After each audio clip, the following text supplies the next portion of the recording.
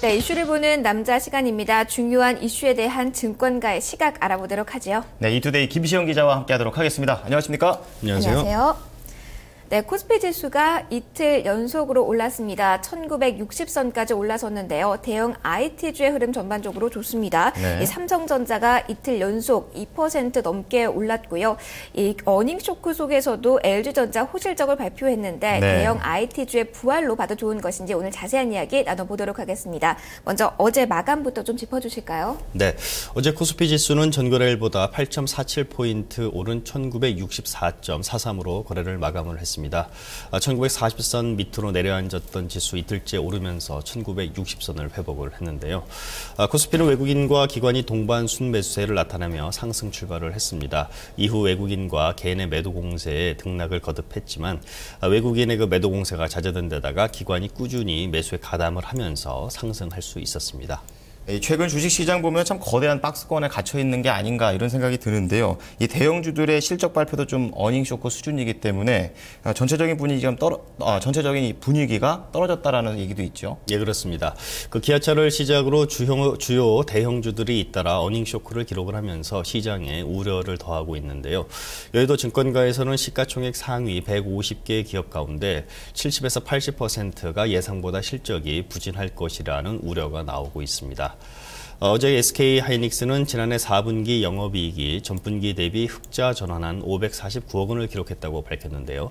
이는 시장 평균 예상치 973억 원을 크게 밑도는 결과입니다.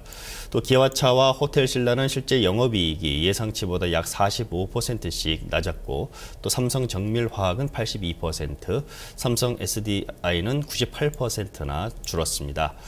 또 LG화학과 포스코는 예상치와의 괴리율이 9에서 19%로 비교적 선방한 것으로 나타났지만 절대 영업이익 규모로 보면 약 70억에서 80억 원가량 차이가 난 것으로 이렇게 분석이 됐습니다. 네, 말씀해 주신 것처럼 낮아진 시장 기대치도 충족시키지 못하는 기업들 상당히 많았는데요. 이런 가운데 어제 발표된 LG전자 실적 그래서도 네. 의미가 있는 것 같아요. 네, LG전자가 3년 만에 그 휴대폰 사업에서 흑자를 내면서 지난해 4분기 영업이익 흑자폭을 대폭 늘렸는데요. 올해 본격적인 턴어라운드 기대감을 더욱 드높이고 있다는 분석이 증권가에서 제기가 되고 있습니다. LG전자는 지난해 4분기 연결 매출로 13조 4,973억 원, 연결 영업이익 1,072억 원을 기록했다고 30일 밝혔는데요. 매출액은 TV 및 휴대폰 시장 성수기 진입으로 전분기 대비 9% 증가를 했습니다. 수익성은 전분기 대비 소폭 하락했지만 전년 동기 대비해서는 2% 개선된 결과인데요. 지난해 연간 매출액은 50조 9,600억 원으로 전년 대비 6% 감소했지만 영업이익은 1조 1,360억 원으로 전년 대비 3배가량 늘어났습니다. 시장 반응은 좀 냉랭했는데요. 소폭 상승 후에 등락 없이 마감을 했습니다. 네, 이렇게 LG전자 실적 개선의 원인을 보자면 LG전화의 다시 부활이 아닌가 이렇게 보고 있는데 여의도에서는 어떻게 보고 있습니까? 네, 그 LG전자는 지난해 그 모바일 커뮤니케이션 그 MC 사업본부의 영업이익이 586억 원으로 3년 만에 연간 흑자 달성에 성공을 했다고 밝혔습니다. 매출액은 2조 8,816억 원으로 3조 원에 육박을 했고요. 피처폰 판매를 줄이고 스마트폰을 늘리면서 영업이익과 판매량에서 모두 의미 있는 성과를 거뒀다는 분석이 나오고 있습니다. 네, 그렇다면 이 스마트폰으로 사업 구조를 재편한 결과가 나타나고 있는 것으로 보이는데요. 좀 수치 좀 정리 좀 해주시죠. 네, 지난 분기 스마트폰 판매량은 860만 대로 분기 최대 판매량이었던 전분기 700만 대를 가볍게 돌파를 했습니다.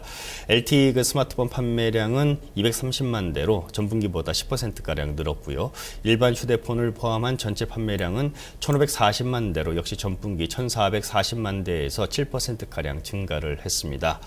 무엇보다 스마트폰 판매 비중이 지난 분기 56%로 처음으로 절반을 넘어섰다는 점에서 시장의 관심이 모아지고 있는데요. 스마트폰 판매 비중은 지난해 1분기 36%에서 2분기 44%, 3분기 49%로 갈수록 증가하는 추세입니다. LG전자는 올해 1분기 옵티머스 G 프로를 출시를 하고 보급형 LTE 스마트폰인 그 F 시리즈 라인업을 강화를 해서 LTE 스마트폰 비중을 늘릴 방침인데요. 또 3G 시장 대응을 위한 L 시리즈도 계속 판매할 예정입니다. 네, LG전자 쪽은 좀 알아봤고요. 삼성전자도 좀 보겠습니다. 이틀 연속 이제 반등에 성공을 했는데요. 미국 법원 판결 소식 덕분이라고죠? 네, 미국 캘리포니아 북부 샌호제이 그 지방법원은 그 삼성전자가 애플의 디자인 특허를 고의적으로 침해하지 않았다라고 이게 판결을 해서 기존의 판결을 좀 뒤집었는데요. 이 같은 소식이 어제 전해지면서 최근 지지부진하던 삼성전자 주가 상승이 좀 단비로 작용했다 이런 분석을 낳고 있습니다. 어제 삼성전자는 외국인 매수세가 몰리면서 전거래일보다 2.20% 오른 144만 원을 기록을 했는데요. 올해 삼성전자의 스마트폰 세계 시장 점유율이 애플의 2배가 넘을 것으로 전망이 되고 있는 등 삼성전자의 차별화 행보가 실적으로 이어질 것으로 이렇게 예상이 되고 있어 향후 반등 가능성에 좀 더 무게를 싣고 있다는 분석이 증권가에서 제기가 되고 있습니다. 삼성전자가 오늘 연속성을 가지고 상승할 수 있을지 지켜봐야 될 것 같은데요. 전략을 좀 잡아보죠. 1월 효과는 많이 기대하셨지만 사실상 없었습니다. 이제 네. 바로 내일부터 2월인데요. 어떠한 투자 전략들을 여의도에서 추천하고 있나요? 네, 여의도 증권가에서는 당분간 통신, 홈쇼핑, 제약 등 실적이 안정적인 경기 방어주들이 좀 주목받지 않겠느냐 이렇게 전망을 하고 있습니다. 일단 그동안 증시를 이끌어오던 전기전자, 자동차 업종의 올 1분기 및 연간 실적 전망치가 좀 하향 조정된 점이 좀 부담스럽다라는 지적인데요.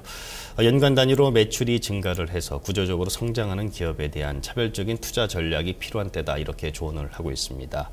이익이 안정적인 통신, 홈쇼핑, 제약 외에 또 대우조선 해양이나 현대미포조선처럼 외형이 증가하고 있는 종목이 투자 매력이 좀 높아질 것이다라는 분석도 나오고 있는데요. 과거 경험상 그 분기별 실적 변동성이 적었던 통신과 또 음료, 금융주도 투자 유망 업종에 이름을 올리고 있습니다. 네, 김시영 기자 오늘 말씀 감사합니다. 네, 고맙습니다. 네, 이슈를 보는 남자와 함께 LG전자의 호실적에 대한 이야기 나눠봤습니다.